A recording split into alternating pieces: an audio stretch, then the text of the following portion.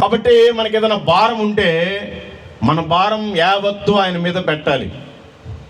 ఏ కాటి పాపడి దగ్గరికో, ఏ సోదరుడి దగ్గరికో, ఏ అంతరాలు కట్టేవాడి దగ్గరికో, ఏ మాంత్రికుడి దగ్గరికో వెళ్తే నీ భారం పోదు.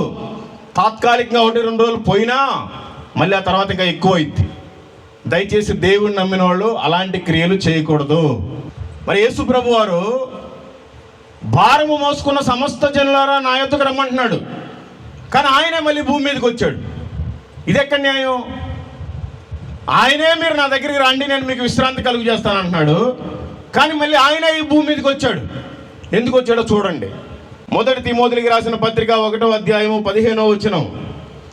పాపులను రక్షించుటకు క్రీస్తు యేసు లోకమునకు వచ్చెను.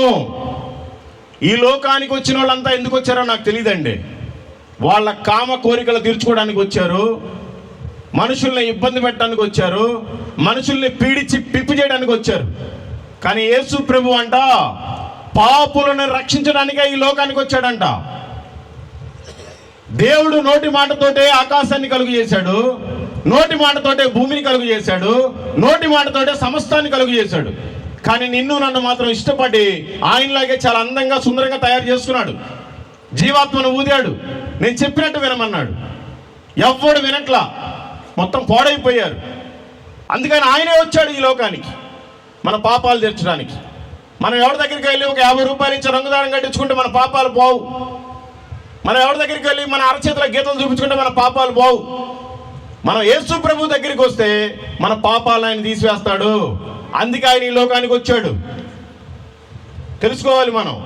పాపులు అంటే ఎవరు? అయ్యా నేనేం పాపం చేయట్లేదు, ఏదో ఉన్నకాడికి ఉన్నా, తిన్నకాడికి తిన్నా, నా ఇంట్లో నేను బ్రతుకుతున్నాను, నా భర్త ఏంటో, నా భార్య ఏంటో, నా పిల్లలు ఏంటో, నా పని ఏంటో, అంతే, నేను వేరే వాళ్ళ జోలికి పోను అనుకుంటున్నారు అందరూ. వాక్యం ఏమని చెప్తుందంటే రోమీయులకు రాసిన పత్రిక 3వ అధ్యాయం 23వ వచనం.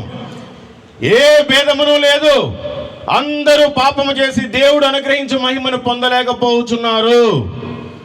నీకు ఎన్ని డబ్బులున్నా, ఎంత పొలం ఉన్నా, నీకెన్ని బంగ్లాలున్నా, నీకెన్ని కార్లున్నా, నువ్వెంత అందమైన వాడివైనా, నువ్వెంత అందగత్తెవైనా, ఏ భేదమును లేదు, నువ్వు కూడా పాపం చేసే ఉన్నావు. అది నీకు తెలియదు. మనిషి పుడతానే జన్మ పాపి. ఈ పాపం పోవాలంటే యేసు ప్రభు దగ్గరికి రావాలి. యేసు ప్రభు ఒకడే పాపులకు రక్షకుడు, ఇంకెవ్వరూ రక్షకుడు లేడు. ఈ విషయాన్ని తెలుసుకోవాలి మీరంతా.